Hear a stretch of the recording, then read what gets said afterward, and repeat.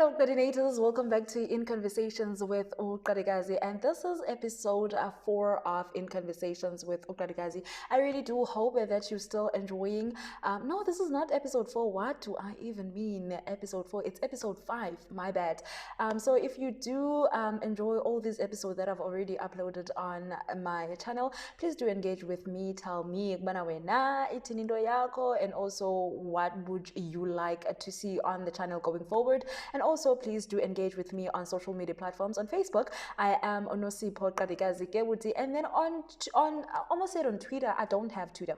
And then on Instagram, I am nosipho_keuti. And today, my guest is already joining me. Some of you, maybe they pretty much a little bit shocked because I've been having a lot of gentlemen in this podcast of mine. But today, I have a woman. Hello! You are on unmute. Unmute your sound. Sound, unmute. Okay, let me ask you to unmute it. Are you able to unmute? Oh, yeah, I can hear you now. Hi, hello, how are you? I'm good. How are you? I'm good. I'm so excited because seemingly today we will be talking about natural hair and my hairline because my hairline is stressing me out, okay? So I'm so excited to have you today. I'm good, man. You look great. You look beautiful as always. Thank you. So do you. Long time no see. Exactly, long time no see, right? But let me rather now introduce you before Sibesiteta is it, so that Matisiteta is it, okay, this is the person we're having today on the podcast, right?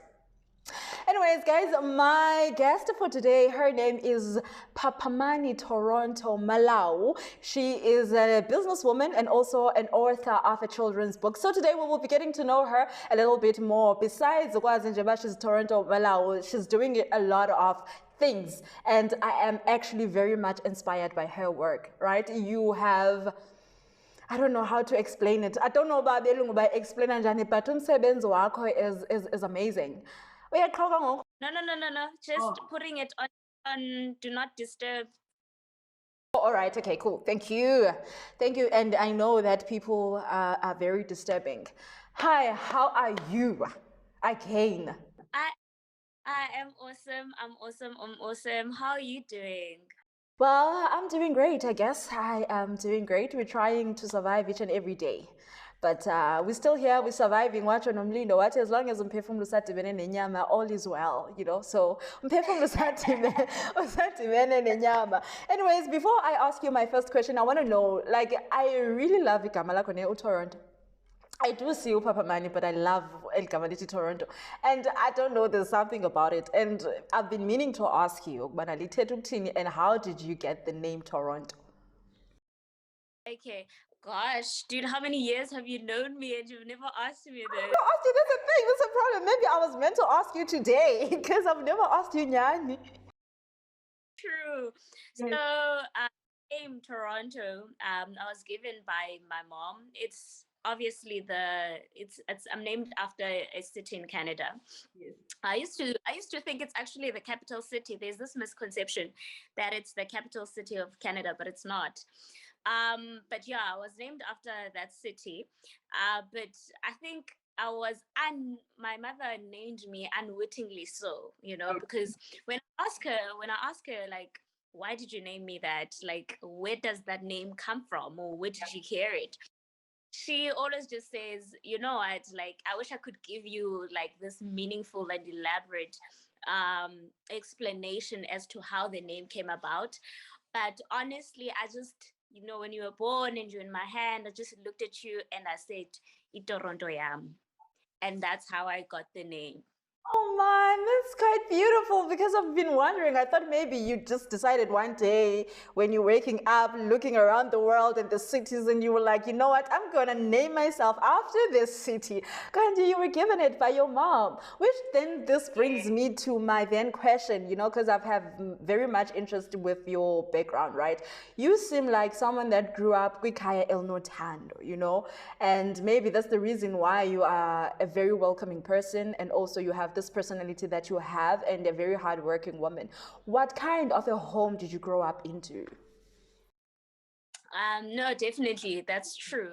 Like your perception, in terms of like the sort of home that I come from, I grew up in a very like sort of humble home, supportive, loving home, very matriarchal, in terms of how we were raised. We had, strong women that were very influential in how we were raised. Moving from, my grandmother to my mother, that sort of strong, independent, matriarchal sort of power, is what sort of, groomed me to become this person that So, and you know how women are, that feminine power of women, they're always caring, they're always about nurturing, they're always about, in making people feel, seen and invited into spaces. But at the same time, there's just that element of, that feminine power that is, savage or fierce, So I got that, that balance of, the gentleness of the feminine power, but also, that fierce and go-getter spirit. So yeah, that's the home that I came from, a home where, you were loved, you were affirmed. Before you even went out into the world, you knew that you were beautiful. You knew that you had a voice and your voice mattered. And that was just, the sort of home environment. So stepping out the world, you already, like Maya Angelou says, like her mother said to her when she was leaving her home, the moment you step out of that door, know that you are raised, So now you don't go into the world and, and start becoming something else that you were not taught in this home type of thing. So I feel like that's the type of home that I come from. I'm actually surprised that you're not a politician or you were never involved into politics because Smela is story Saka, and I've seen you defend yourself. I've seen you defend people that can't really defend themselves, which then I would like to know, what kind of a kid were you into school? Because I feel like in Atiba, you were always at the forefront fighting for the rights of these kids or whatever. I'm really surprised that you're really not a politician. You know what? You're like the first person to touch on these sort of like real me type of things. And because you also have the sort of privilege of knowing me personally, so refreshing to have such a real conversation, But I'm laughing at that whole politician thing that you're talking about, because I stayed away from politics. I intentionally stayed away from politics because of the person I am. A lot of people see, that fierce me, that, like you say, I will always defend myself. I will always defend those I feel like need defending. That's just the nature of who I am. It's, I hate injustice. Injustice just it angers me. It brings something in me. So I realized, like if I would go into politics, I would really like wear myself out emotionally and mentally because I genuinely care. So when I care, I genuinely care, and I would just, it wouldn't be a great space for me mentally. As much as I would be amazing in terms of being in politics, but I am that say it's a choice that I made to go to it's not for me. So sad, because I was actually hoping that maybe one day we're going to have you as our president, the first female president in South Africa. Now you're saying no, and it's again as a politic. But what though, like you never know. Like maybe I will grow and I will just you never know. Like we never know. Maybe I would become the first female president. We never know. But at the stage of my life, it's not a thing. Yeah, ne. So azange personality yakho ikhe ikufake engxakini, because often at times, growing up, especially someone that grew up is Lali, I'm not sure whether, but I think you did experience Ilali, right? So when you are someone that always stand up for herself, you are being regarded as someone that is disrespectful, especially if you're a kid, right? They will always confuse standing up for yourself with disrespect. Have you ever been in a situation where you find yourself being called the disrespectful, or personality yakho ke ikufake engxakini with the elders in your community or at home or at school? You know what? That's definitely like right off the bat. Like my personality has sort of gotten me in trouble in so many instances, especially as a kid, because I have a sort of a rebellious spirit, and I've just I think I've just been sort of branded with that, and I ran with that because that's just kids that I sort of became. But I think my sort of biggest takeaway from that, like in varsity, I would get in trouble all the time because a lot of people don't voice out injustices. A lot of people don't voice out, like certain things. People are very apologetic. People are very careful to not upset, and the worst of all, us women, and worst of all, being a woman and being Black, you are not expected to have a voice. You're not expected to have an opinion of things. You are expected to take things as they are. And I was never that person. So in a lot of, instances, I think who I am has always been sort of misunderstood, you know, um, to being disruptive as a kid, to being rude and so on. But like I battled with that. I battled with that as a kid, and I thought, really, maybe I am this monster. That you know, you know, think I am. But as I grew older, I just realized, Ukutubana, you know what? I'm just different. Yes, I could work on how to maybe articulate what I'm saying, maybe when I'm dealing with an adult or whatnot. But what matters is what's in my heart, and like, is it out of malice? Is it out of being rude? Is it, you know what I mean? So I always led with that. I always led with just being honest and true with my heart, to being honest and true, to voice out injustices. How other people perceive it, it's entire. I try my best, but it's entirely up to them at that point. When I've tried by all means to communicate with heart, to communicate with respect, and it's still not received as such, then I just, yeah, that's where I'm just like, okay, I can't help you there. Yeah, all right. Okay, I see that Ungumtuge that has the spirit, which then comes to the question of, when did you realize that one day I would like to write? Because you're an author as well, yeah? And well, I'm sorry, I haven't read your book as of yet, but you're an author, a children's book, right? And I've seen you getting into because the first time I saw you, you were already natural. Have you ever been in a position where you're like, I hate being natural? Because growing up, we were kind of like taught that it's so hard to take care of our hair, and we need to have either relaxed hair or fine, but being natural was not an in thing. But I saw you and your hair was already like, hey, I love this. Ne? And now in one of your posts on Facebook, you kind of like touched on the reason why you wrote that book. Ne?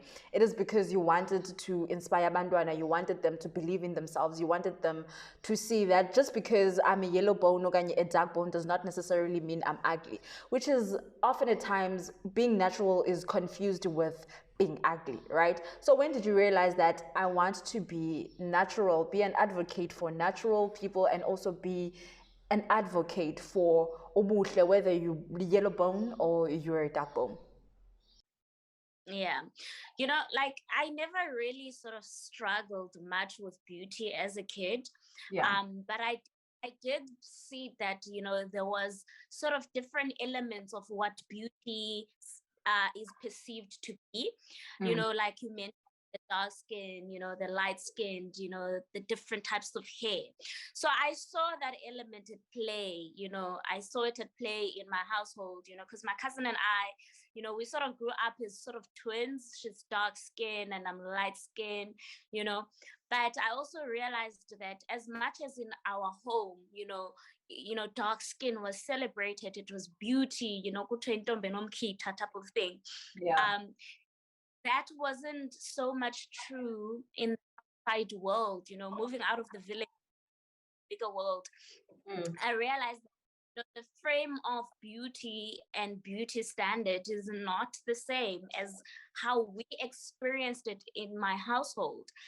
So as much as I'd always been that village girl with natural hair, and it wasn't a sort of a conscious thing, for me to be like that. I just loved my hair like that. Yeah. I also realized that because of the position that I was in terms of understanding that I'm beautiful, understanding being comfortable in who I am and whatnot, I also realized that I also had a sort of responsibility, in my space, because I also that it's not true for everyone. It wasn't true for everyone. Everyone else had issues with their hair. They had beliefs that I don't know where they came from. Being a girl, I wasn't exposed to like racism and segregation and all of those things. I wasn't exposed to that, so I didn't have that frame of reference. I didn't go to like, now as a kid, like I didn't go to like white schools and whatnot. Only later on in life, when I was like 12, 13, then I was exposed to that world, but already my foundation was already formed. So no one could come into my space then and try to make me feel different and feel like my hair is not beautiful and so on and so on, because those beliefs were not my foundation. So then, to answer your question, I saw those struggles and I saw those conversations going around, and I realized that I want to have kids that grow up in a home that is very instrumental in terms of how they perceive themselves, like I grew up, because my home was very instrumental and very intentional in terms of affirming us.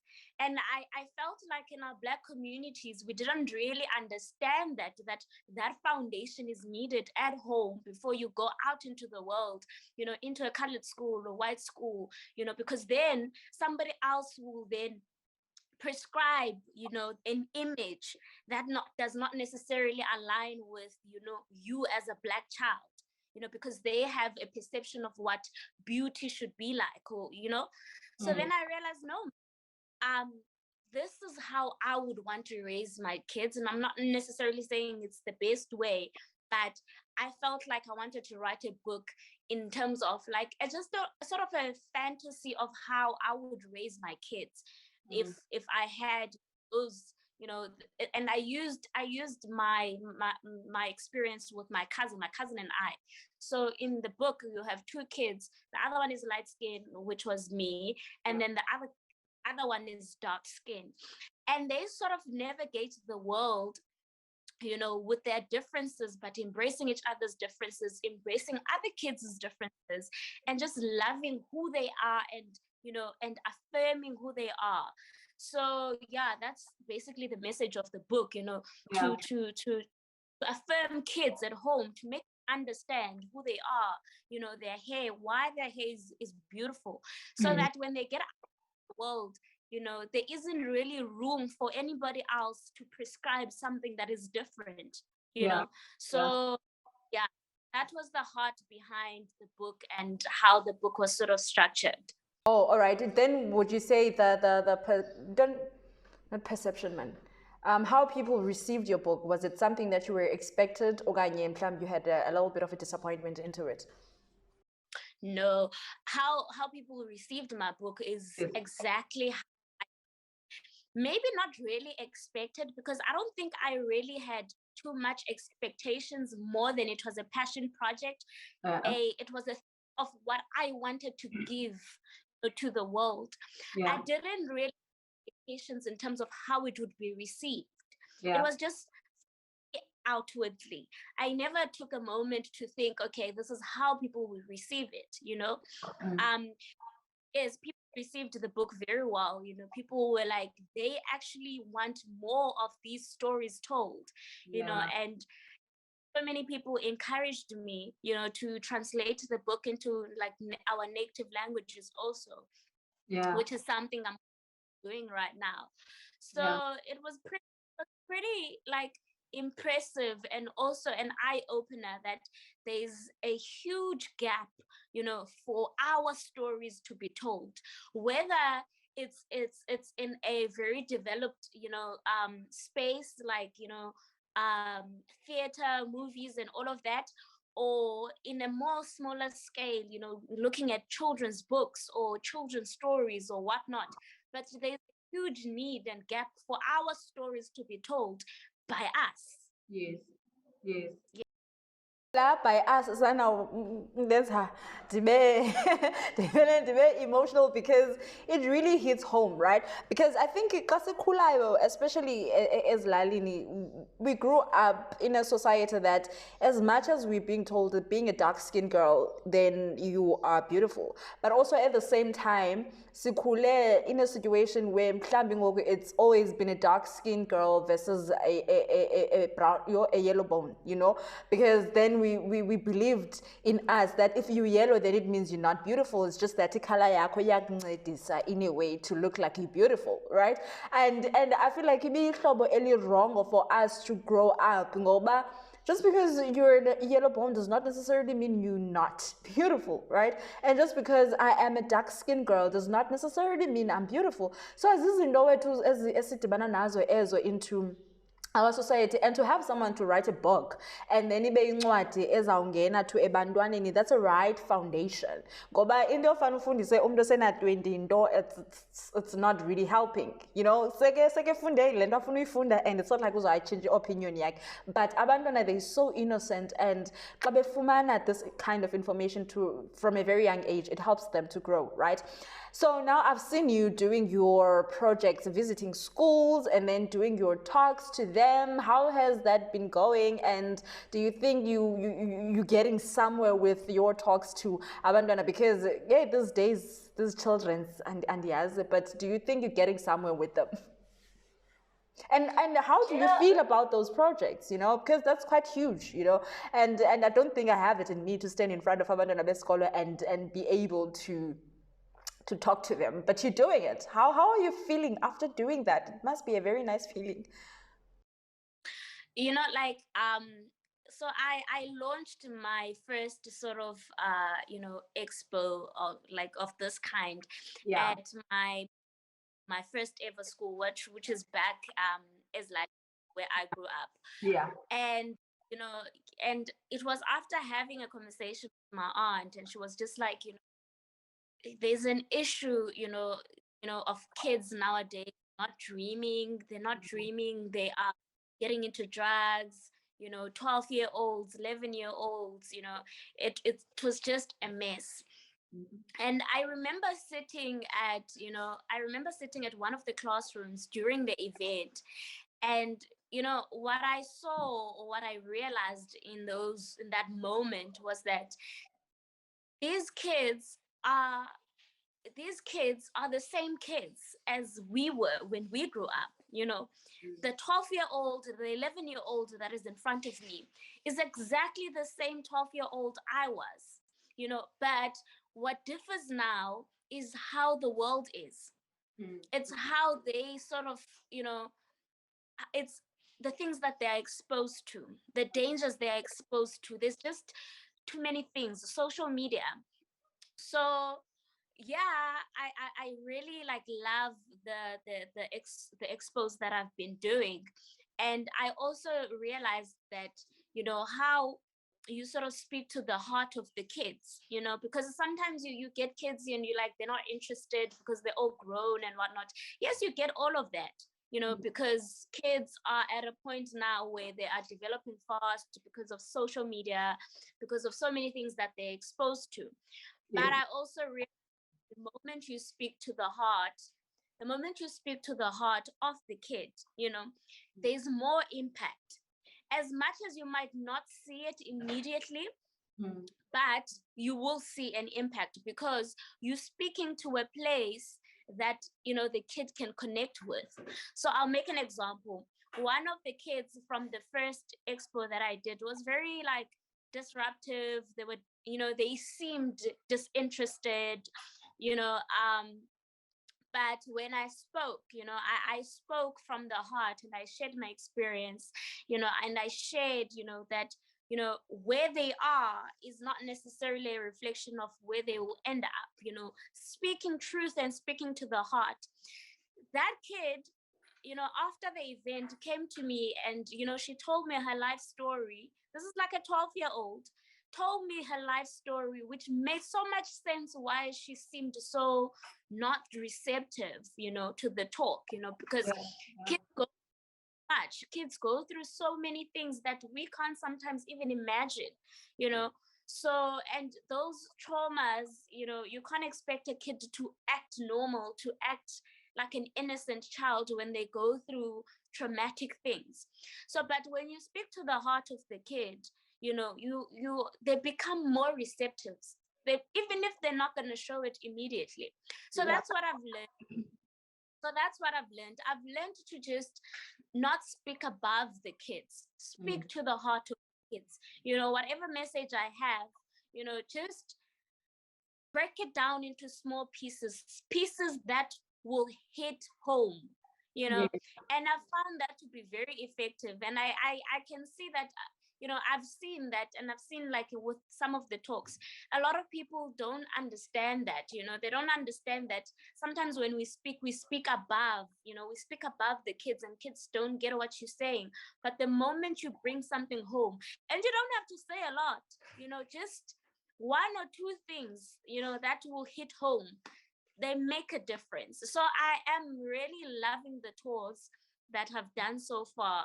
I'm really loving them, and I can see how even if I don't even come back, just that one impact, you know, of that message, you know, it has changed something, it has sparked something in one child's heart, which could be a huge difference for what, you know, how their lives will unfold going forward.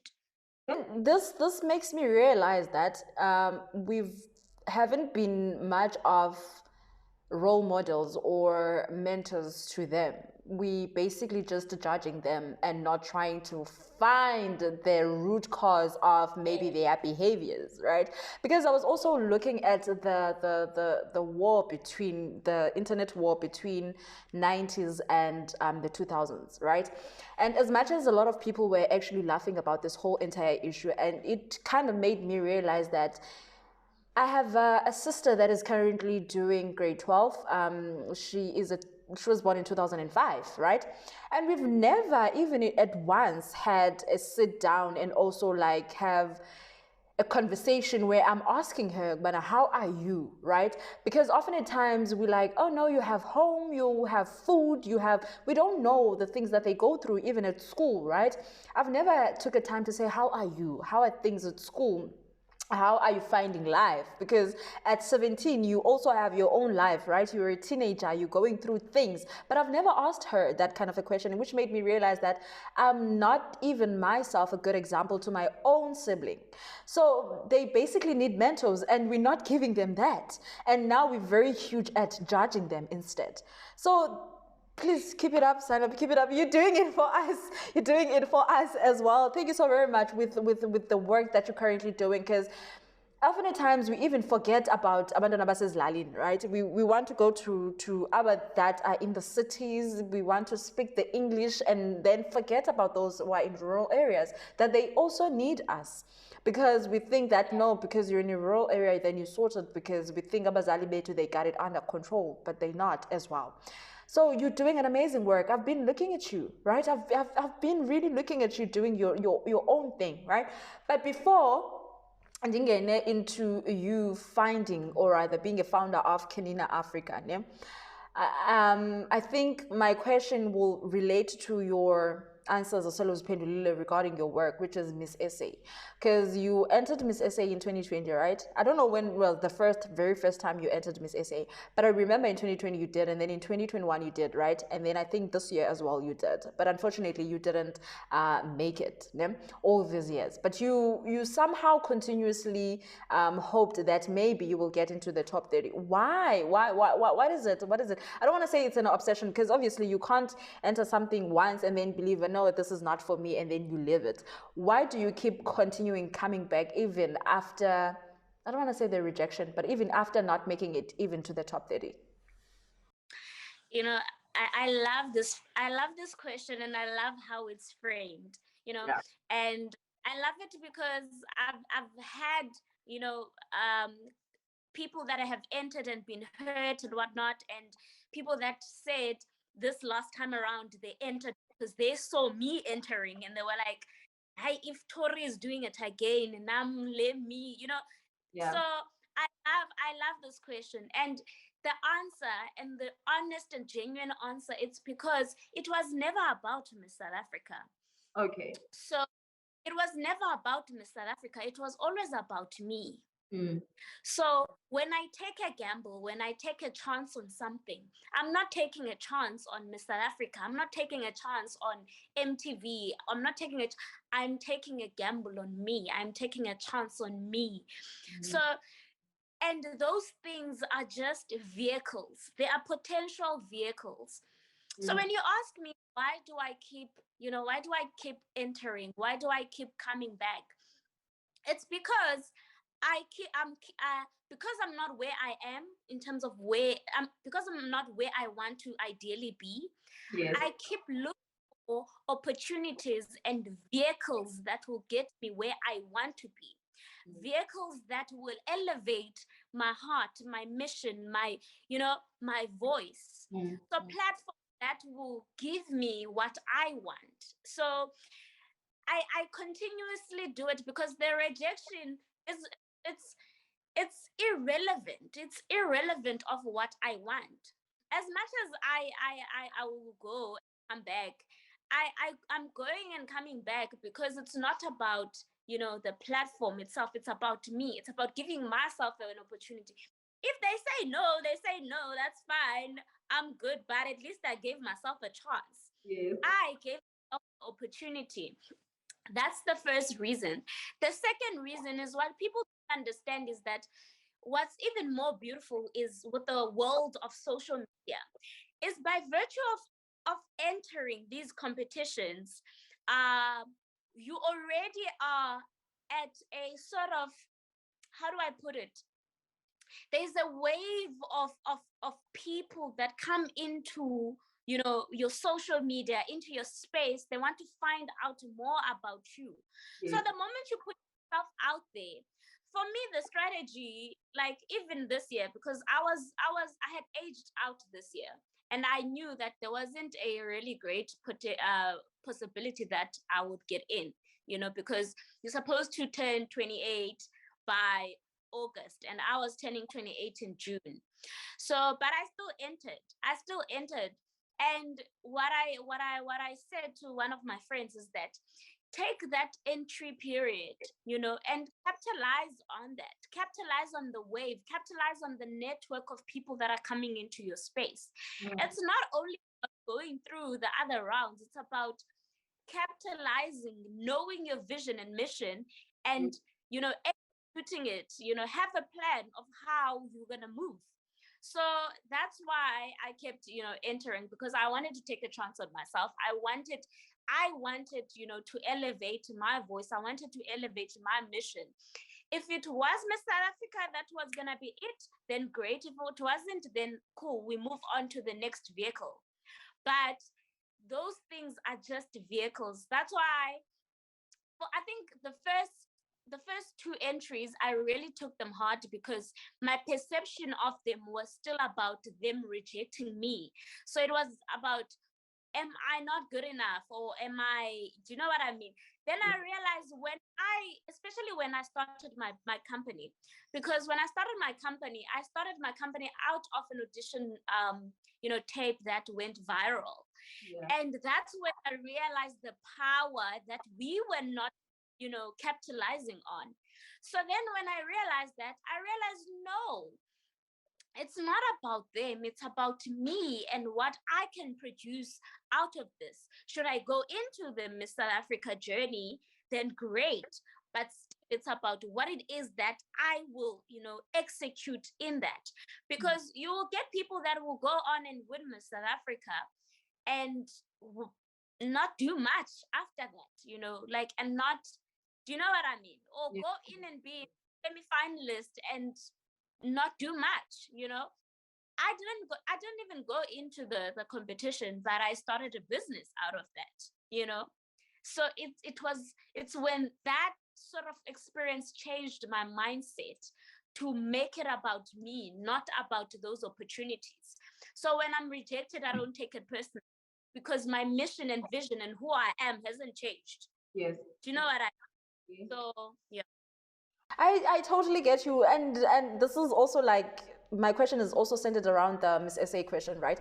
So was it 2020 when you at the SABC News regarding Miss SA having these type of standards, right, and not necessarily be inclusive to all the women in South Africa, right?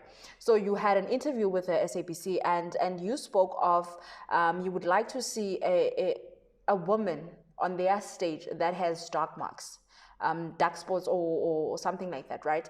And you somehow felt like maybe one of the reasons why you were rejected it was because you had your own dark spots. Now, looking at how the pageant is going, do you think you would see that anytime soon in Miss SA? Or do you think that Miss SA is moving towards inclusion of every woman in South Africa, or it is still going to the same direction as it has been for the longest time?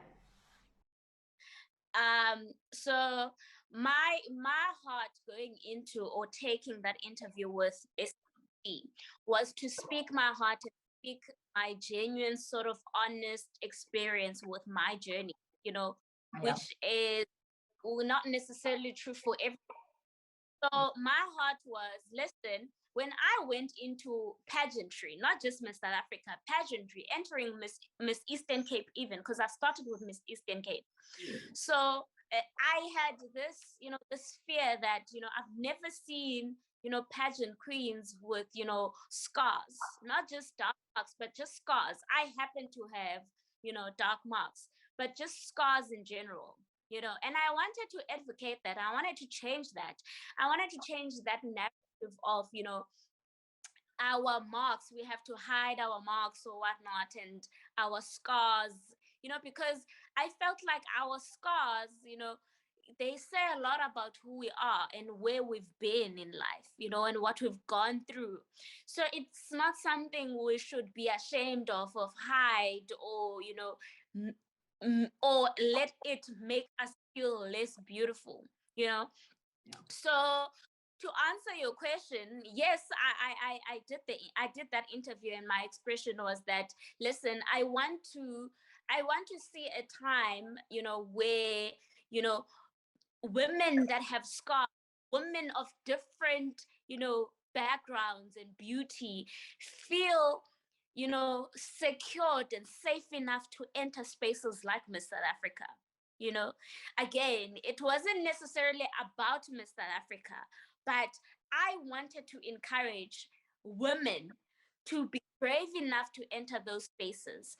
And my other, assertion was that because of the narrative of how beauty has sort of, panned out throughout the years, people stay away from, opportunities like Miss South Africa, Miss Eastern Cape, because they feel like there's a standard of beauty and they do not match up to that standard of beauty. And my take is, it's not only, the responsibility of media or of celebrities or of organizations like Miss Eastern Cape, Miss South Africa, Miss Universe, to sort of change the narrative of what beauty is. It's also up to us as individuals to come and disrupt those spaces, to come and enter into those spaces, But if we don't do that, then there is a shortage of you being represented in those spaces. Do you know what I mean? Hence why I entered into those spaces, because I saw that there was a gap. There was a gap of women that were not represented. Hence, I entered. Whether they took me or they didn't take me, that was irrelevant, but I still entered. And that encouraged other people to enter, you know? And to answer your last question, do I think it's going to change? Do I think it's changing? Again, not necessarily about Miss South Africa, but about the public. I feel like the public is becoming more confident in their bodies to say, let me try out. You know, if you were following, you know, the entrance this year, you know, you had people with disabilities, you had people with, you know, I'm not sure if it's burn marks or, you know, but scars. People came, you know, women of different shape, women of, well, I didn't see really variety of shape. But So we were talking about the transformation in Miss SA. Do you see it transforming? You were about to actually answer that question when we got cut. so with all that I said, I think, you know, I do see, you know, not just, you know, Miss South Africa, but just the beauty space. I do see it changing. South Africa is always, you know, we're always behind in terms of, you know, like catching on things. But I do see it changing. And I think what will drive the change, you know, people being brave enough to get into spaces, you know, like if you know, plus size women are intentional about getting into modeling and, you know, getting into these spaces, you know, we will see more representation like that. If they are intentional about, you know, entering those competitions, you know, then we will see that happening. But the moment we don't see people going into those spaces, we will always have a lack of representation. So, and I think like Uzosbini, you know, she touched on that, you know, disrupt spaces, go into spaces, don't wait to be invited. You know, if that door closes, go and seek another one. We should not be scared of rejection. Rejection shouldn't mean, it shouldn't be something that we fear.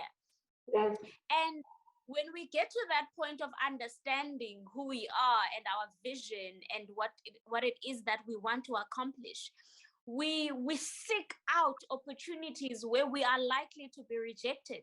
We seek out opportunities that we don't necessarily fit in or qualify for, you know, because we are putting ourselves into those spaces. We want to, you know, to challenge ourselves, and that's what I want to see. And I'm very proud of, I think there is a finalist. I'm not sure, she has a skin condition, you know, went through Miss South Africa, you know, loved that, you know, I love that for her. I was so proud of, you know, this other girl, she has a disability, she entered Miss South Africa. You know, she didn't go through Miss South Africa, but she had a lot of coverage, you know, in terms of, you know, media coverage. She could capitalize on that, get, you know, even better opportunities out of that, you know, create platforms, you know, out of those opportunities. So the goal is not necessarily, you know, getting into a Miss South Africa, getting into a presenter search. The goal is, you know, to get a platform or a vehicle that will, um, put out your message, put out your vision, put out, you know, your voice, you know. So keep trying. I want people to keep trying. And yeah, man, like beauty is up to us to change. We have the power to change the narrative of what beauty is. A good example of that is, you know, the natural hair care industry. The natural hair care industry wasn't big. It wasn't big up until, you know, Black women said enough is enough.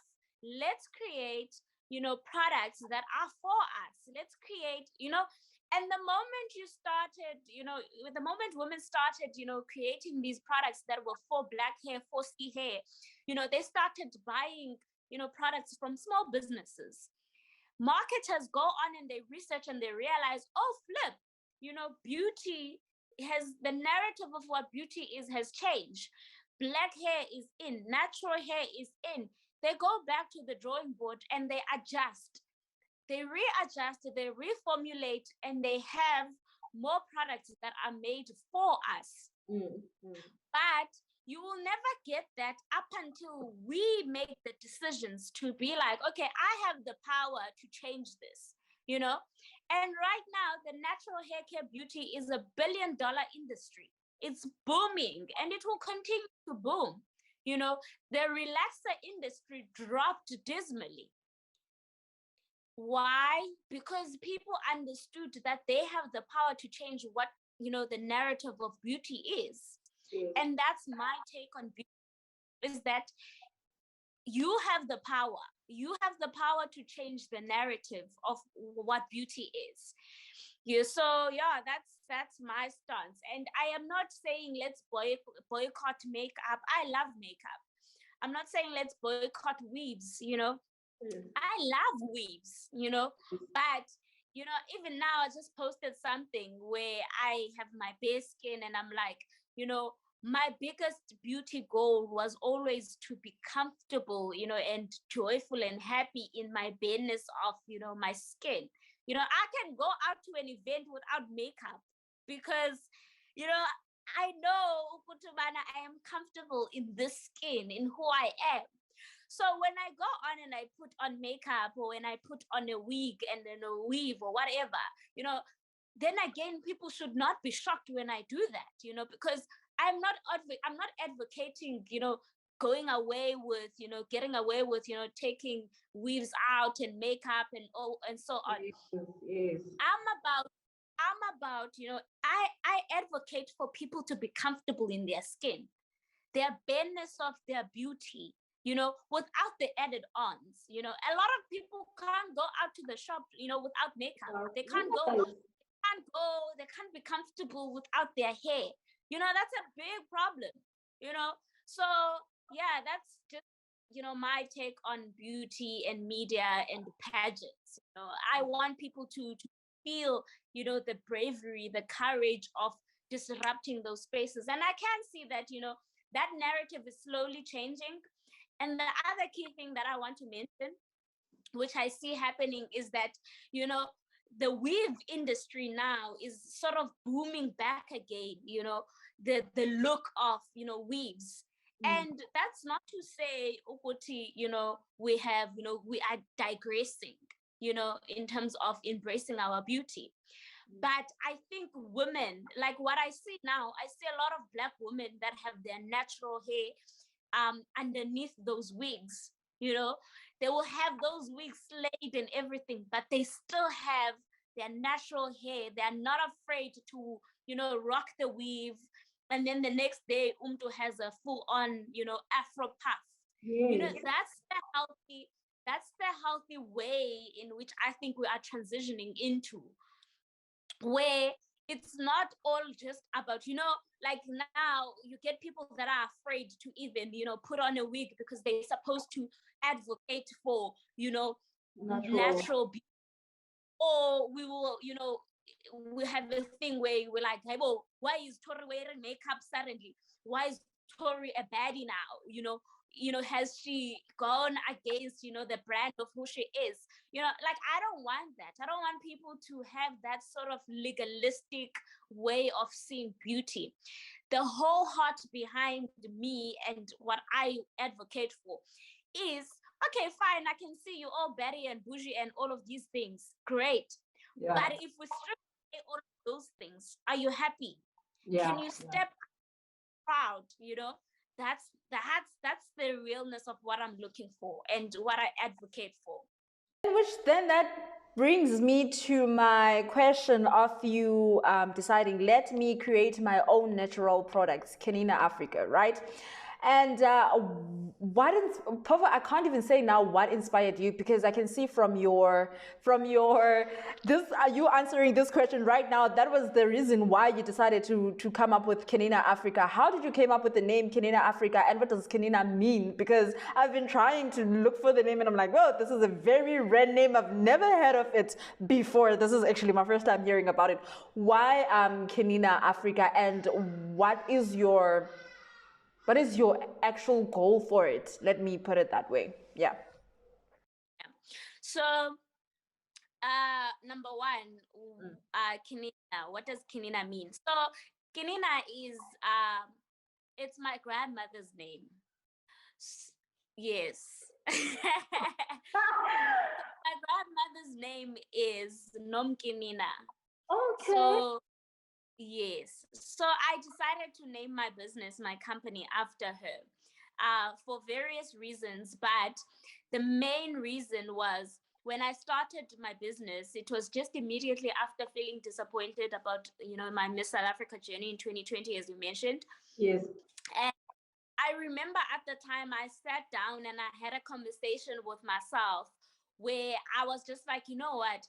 You've been at, you've been in the media space. You've been trying to knock, on doors. Remember, we worked at Madiba's radio. We did Yes. so many things, Yes. presenters, all these things, I'd been around. And my thing was, I'm exhausted. I'm tired of trying to get people to see me, to see my potential, to see my talent, to see my beauty, and all of these things, And it's not that I didn't know that I was beautiful or talented or any of these things, but I was just like, I'm tired of trying to sort of prove myself, knock on doors. It's about time that I created my own platform, a platform that belonged to me and it had meaning to me. And number three, a platform where I get to choose who I want to invite into that space. So that's how I started the business, Kinina Africa.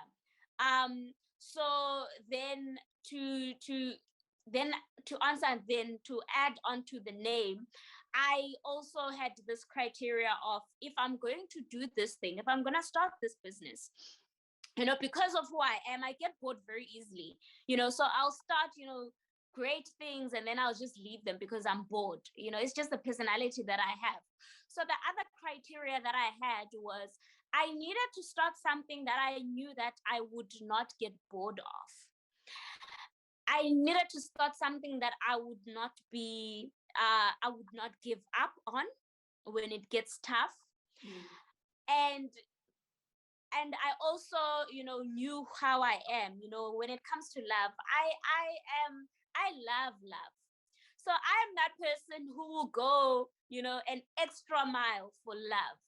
I just am that person. I love love. I will do a lot of things, I will do the impossible, I'll move mountains for love. So that's a character that I had identified about myself. When I saw myself in relationships, I was like, you know what, why am I this person? Why do I love so much? Why do I give so much?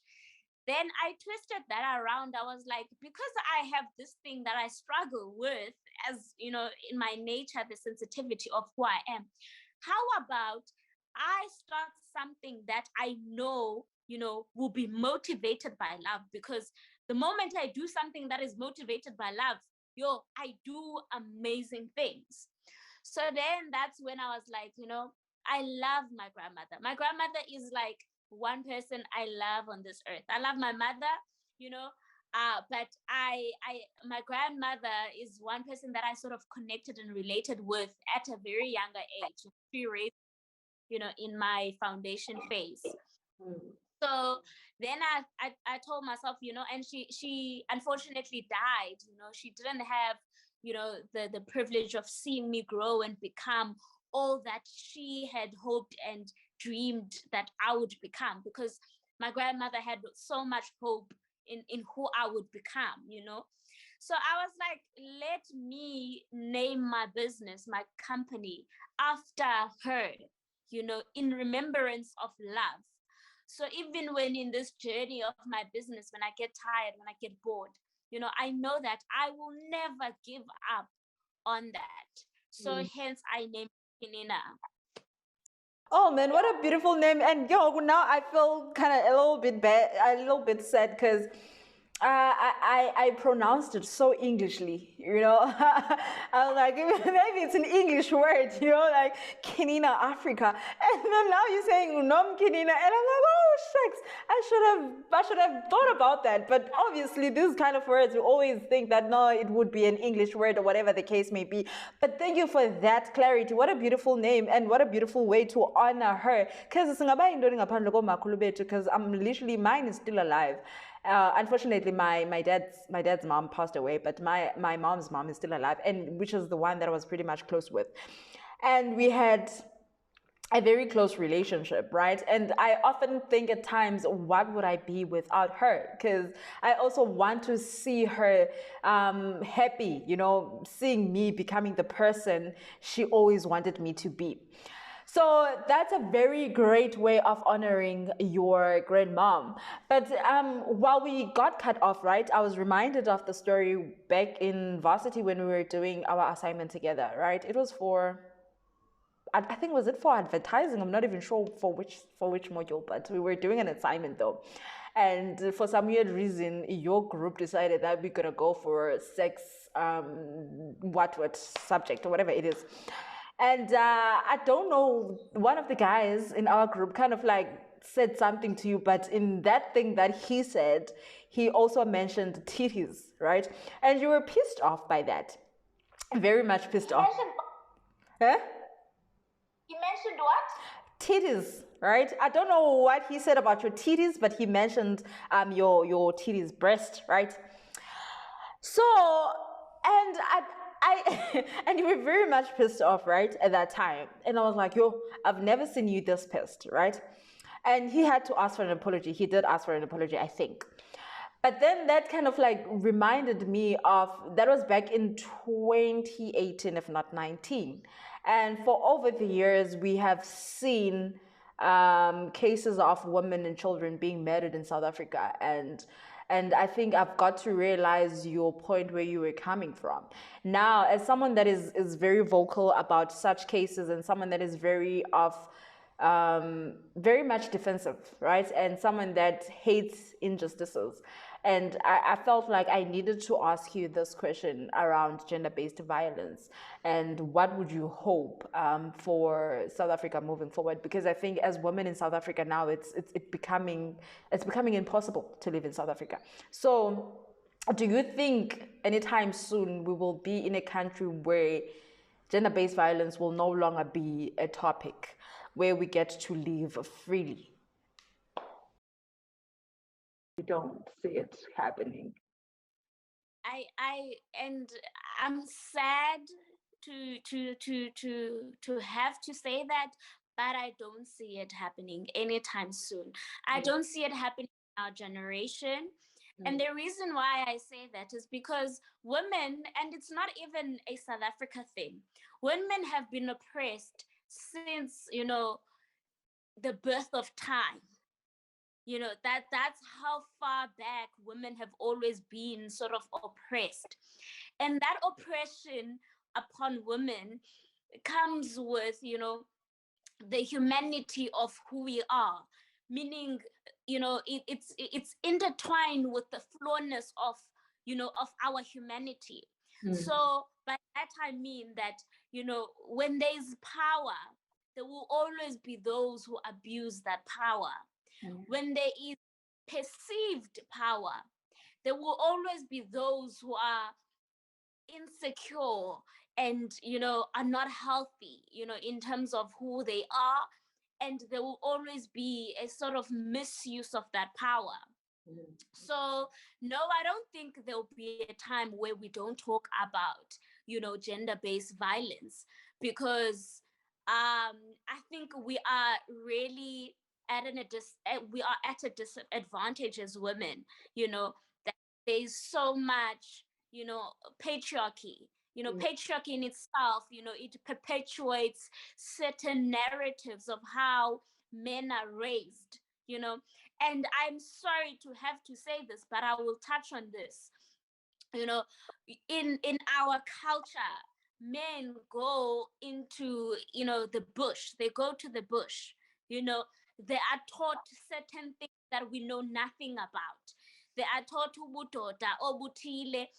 But, and I don't want to assume what it is that they are taught there, but I've seen instances where how men, young boys, will go into the bush and they will come back, and they will come back with a certain, attitude, and, like, the innocent boy that left the home is no longer the innocent boy that comes back. They have a certain aura in how they conduct themselves, and then which makes you question what it is that they are taught there, you know so, and by that, I'm not isolating our culture to say kutubana,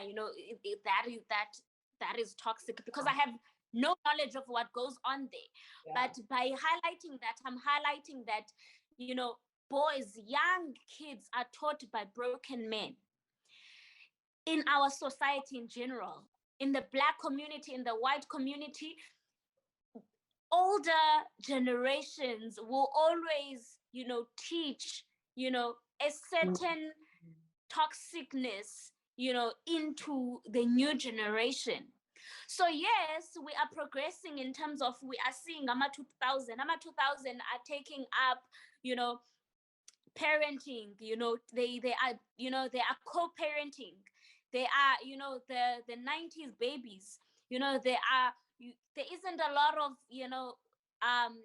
single parents, single women parents. There's co-parenting things, meaning there's hope in how they will sort of transform. So no, not in our generation, not in the next generation. I don't see how we will get to a point where we don't talk about gender-based violence, because those teachings are still going to continue. We need to die out. Our generation needs to die out, because our generation is still bears, some of the beliefs and some of the abuse and some of, the toxic sort of mentality and perceptions of seeing women as beneath men. And with that perception, there will always be an abuse of power. Right. So maybe in the next 5 generations, we will see a better world for women. But I don't see it in 3 generations. Really quite sad, right? I once watched a live from what's her name? The author, though, the famous one. Why am I forgetting her name now? All of a sudden. Jackie Pamut, yes. I watched her live on Instagram. And she was about to release her book, right? And she was talking of how this man promised to, I don't know whether to print out her book or whatever, but now for some weird reason, he then wanted to have sex with her in return with Landuza, with printing the book. And then even though she offered money, he didn't want the money. He somehow still wanted to have sex with her, which then brings me to my question. You're a businesswoman as well, and you've been into business for, I think, for a year or two now, and I would say you have a little bit of experience into the business world. Have you ever then found yourself in a position where you were asked by someone to sort of like compromise who you are, give them sex and then they will do this for you? Generally, just besides even business, in the media space, I've been in the media space. I've never had an encounter like that, and I pray to God that I never had an encounter like that. I don't take this, in the wrong way, because when we say such things, sometimes what I'm about to say, sometimes we take it badly as to say, that we are blaming victims, or we are saying that women should change how they are so that they safeguard against, abusers and all of those things. It's not our responsibility to act a certain way, so that we can safeguard ourselves against predators. Predators will always be predators. But because of the world that we live in, and because of how sick it is, it would be, negligent of me to not then say this, share my experience in terms of, You know, there are ways in which we personally, we can sort of, stay away from potential predators, you know, because that's the reality of our world. It's not right that we have to be responsible for that, but unfortunately, it's the world that we live in. With that said, that disclaimer said, I think, how I am, and I don't remember the instance that you shared now with the guy, the interaction with the guy. I genuinely don't remember. I actually thought you were gonna talk about a different interaction, but I don't remember it. But I can believe that that is what happened because of how I am. I'm a very sweet person. I'm a very nice person, right? But I don't know how I do that, but I have this strong personality that you already know what things to say and not say in my space. You, by virtue of just meeting me, you already know that, there's a certain type of woman you don't try in a particular manner, and I think sometimes, we as women, like, example, I'll make an example. I was at Madiba station one time. I was working there. There was a colleague who was having a conversation with me, and when we were having this conversation, he then brushed my thigh. This was a colleague of ours. He brushed my thigh. So I was like, okay, what the flip? And already I know, because I am who I am, I would have already reacted in that moment or responded in that moment. But I was like, okay, you know what, Papa Mani, take a moment back. Just, maybe, he just, mixed up his bearing. Maybe he thinks he's with his buddies and girlfriends and whatnot. Just give him a sec. So the conversation continued, and he brushed my thigh again. And I said, hold up. And I addressed that quickly. I said to him, no, you don't get to a point where, when in this conversation did you get to a point of being comfortable with brushing my thigh or touching me like that?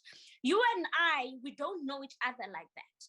So that is very invasive of you to do to any woman, or even consider doing. So don't you ever do that again, And the guy was so shocked and he was so puzzled. He went to a friend of mine and he was like, oh my gosh, that chick, ABCDYZ, she's so uptight and whatnot and whatnot. And the guy who knows me, friend of mine, was like, wait. I know that girl. I know that girl. What did you do? What did you do for her to respond and react like that? So, anyways, by that I mean, sometimes as women we feel we're not confident, or we are scared to draw boundaries in small situations. So by the time we get to the bigger situations, we are shocked about how did we get here. But with men, with predators, it starts with little things that we dismiss. Example, the example that you talked about, where the guy made a comment about my breast. Another person would have let that slide, and then when he sees that, oh, I'm comfortable with him referring to my breast some type of way, he's gonna graduate and do other things and say other things and feel comfortable enough in my space to say or do things. So I think as women, we need to be very assertive in terms of, seeing boundaries and asserting boundaries and not being afraid to assert boundaries, in early stages, And I do understand, there is this fear of us being seen as, as rough, or as, what's the word, as very masculine when we stand up for ourselves or we draw boundaries. But there's a certain way. Back then, I didn't really have that charisma and grace of, setting boundaries like that. I just set boundaries, which safeguard me from a lot of things. But now I still have, an intelligent way and a graceful way of saying, actually, I don't like how you said a certain thing. Please, next time when you talk to me, don't address me as Han. I'm not your Han. I actually had an issue with a former partner of mine who would address women as Han. I'm like, don't speak about another woman like that. And I'll be like, but I'm having this conversation with you in the private of our home. I'm like, I understand that, but I cannot let you speak to me about another woman and refer to her as a Han. Refer to her as her name. Up until somebody says we're good for you to be referring to me as Han. I find that very distasteful. How women are just you are objectified or yeah. So it's small things like that. It's very small things like that. And people, they get to, sense who you are and certain things that they can and not do in your space. So I think that's what has sort of safeguarded me in a lot of things. But of course, sometimes, that doesn't work. A predator is a predator, so. Okay, anyways, for someone that has been in the business for the longest, probably not for the longest time, right? So you might have encountered your own challenges. What would you say is your biggest challenge right now? And also, what would you say is your biggest achievement? Because we can't even be mentioning one thing and not the other. What is your biggest challenge as of yet? And then what is your biggest achievement so far? I think, my biggest challenge in business, and I think my biggest hurdle in business or coming to business, I've always been in business, but like now seriously growing and, a brand and a business was asking for help. Okay. Pardon. I think that was my biggest challenge, saying, actually, I don't know. Please help. Or so that was the biggest hindrance. It was my biggest challenge, it was my biggest hindrance, and I'm still navigating it. Like right now I have a mentor, and my current mentor that I'm assigned to is a male, and they are an older male. I've never really been somebody who's able to relate well with men, especially older men, because of my own sort of, traumas. And well, trauma is a big word, but my own experiences, being, raised by a single parent and all that. So that foreignness in how I relate to father figures, I don't know how to relate to them, or so I tend to just stay away. So now I find myself in a situation whereby my mentor is a male, is a father figure, type of male. And I was actually stalling, messaging him because I just got assigned, because I'm just like, Lord, I was praying for a female. But I had to sit back and be like, okay, this is a challenge for me, because obviously how I'm conducting myself is out of a trauma experience, So let me now challenge myself in terms of asking. I have to ask my mentor for help. I have to communicate with my mentor and say my struggles and don. And I've always been this Miss Independent. I don't need a man and whatnot. So now I have this predicament whereby I have to learn this thing. So that journey is still about to unfold of how I'm gonna relate and journey with this man. So that is my biggest challenge, in business. That has been my biggest in business and hint. But because I am aware, I'm working towards, growing from that. And I can see, the shift and the change of me starting out to say, let me ask for help. Let me say I don't know how to do this, and then get people to help me to do this. Let me say I don't know how to manage my finances, get an accountant to help me manage my finances, or go back into a business school and do a course. So that's been helping me to be honest, to be honest about me needing help. Yeah. So, and then the second fold of that question, what has been my biggest achievement?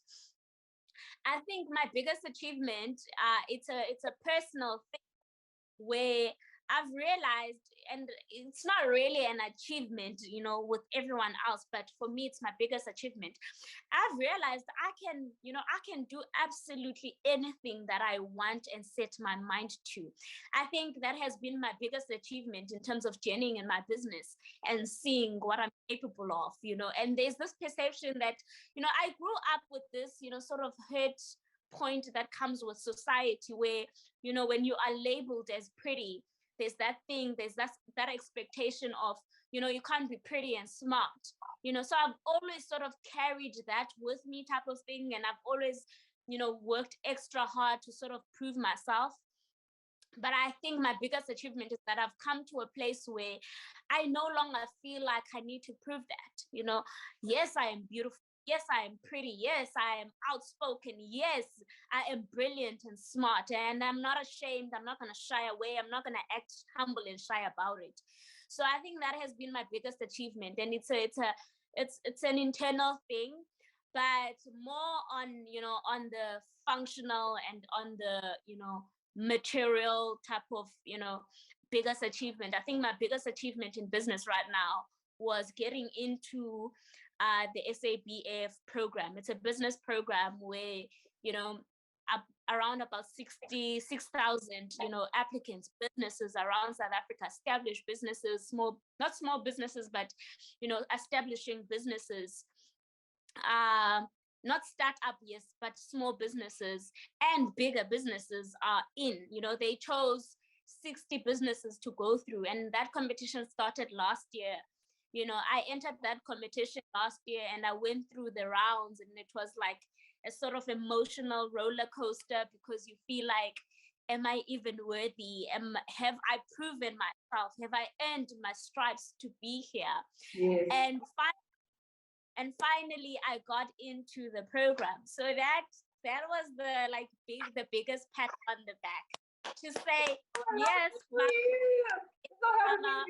can do it. We are amazing. And people that are in relevant spaces are seeing this, and they want to support you, and they believe in you, they believe in your vision. So All yeah. right. Before I Oh, okay. Thank you for being back. This is actually us being back for the last time. Don't worry about that. Because I'm about to ask you, is it only two or only one question?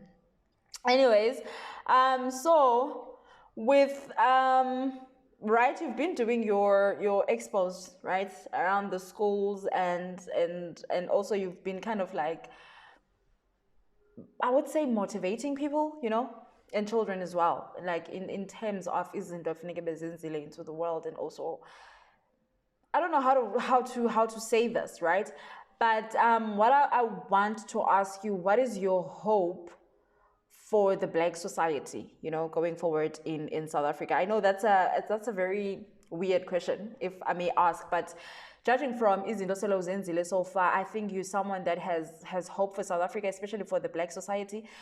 You're someone that believes there's more to our children than what we see right now. So yeah.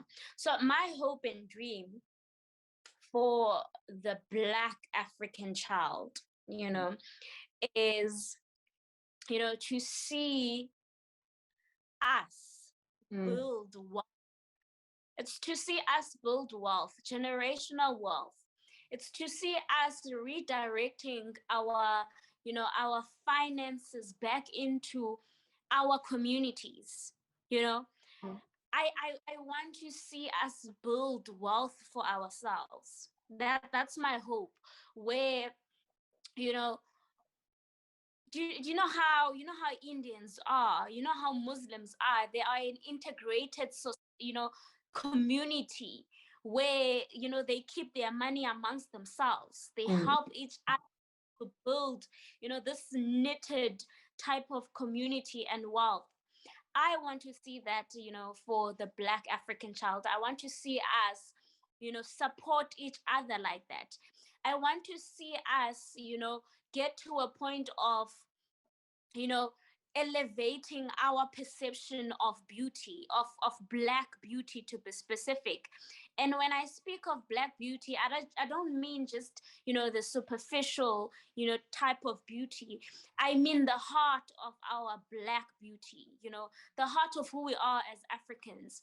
Black excellence. I want to see us excel in our chosen fields. That is my hope, that we would get to a point where we perceive ourselves. And I say this because I believe that the the residue of the oppression and slavery for African people is still much in existence in terms of how we function, how we perceive ourselves. It's still much, still that grains that are still left of oppression and slavery in our mindsets.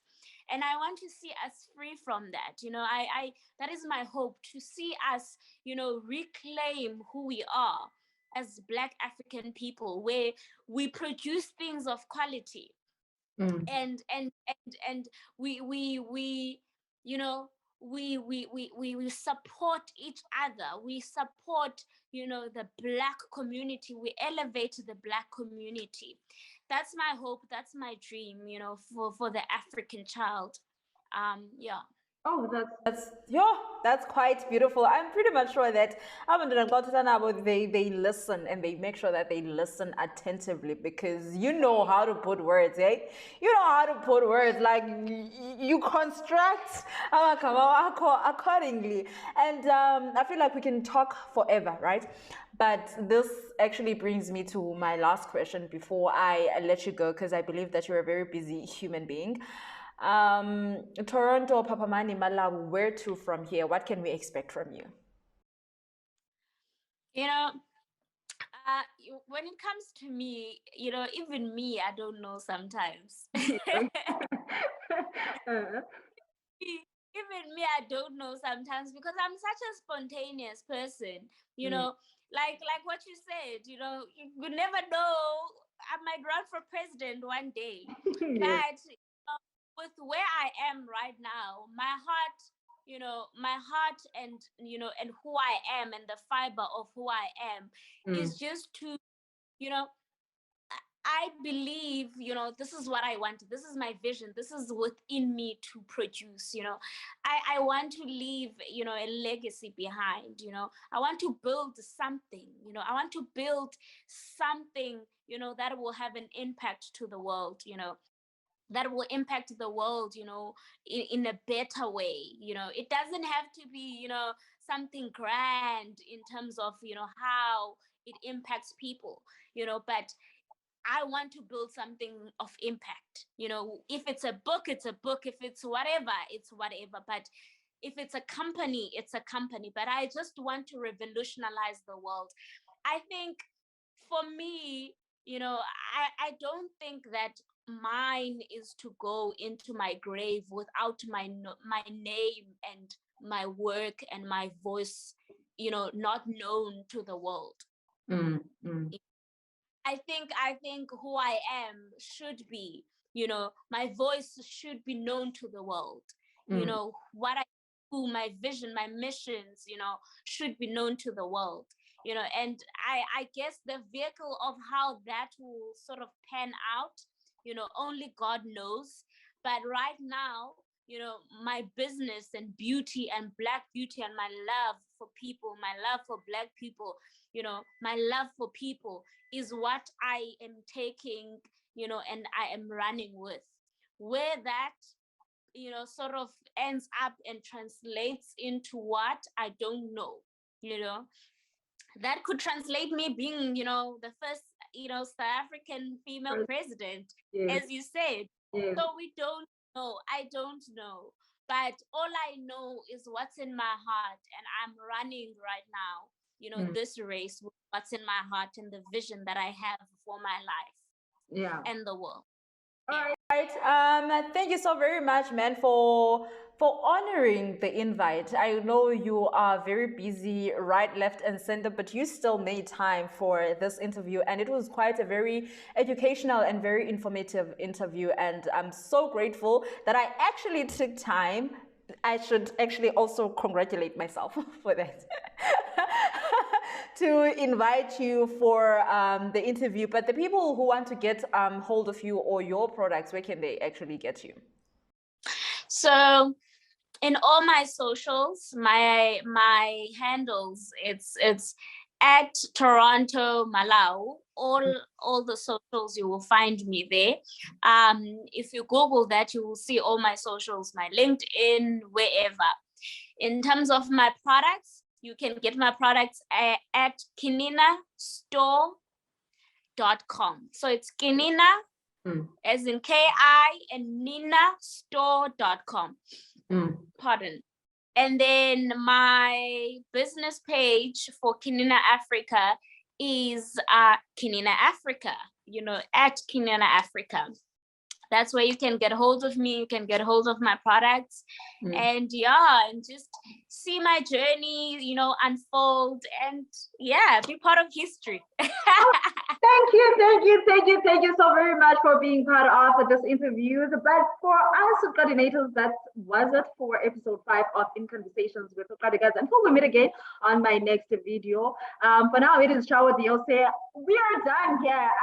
Also, don't forget to follow me on my social media platforms as well. On Facebook, I am nosiphokeuti, and on Instagram, I am nosipho_. Until we meet again. Bye. Thank you for joining me. Bye. Enjoy your load shedding in peace.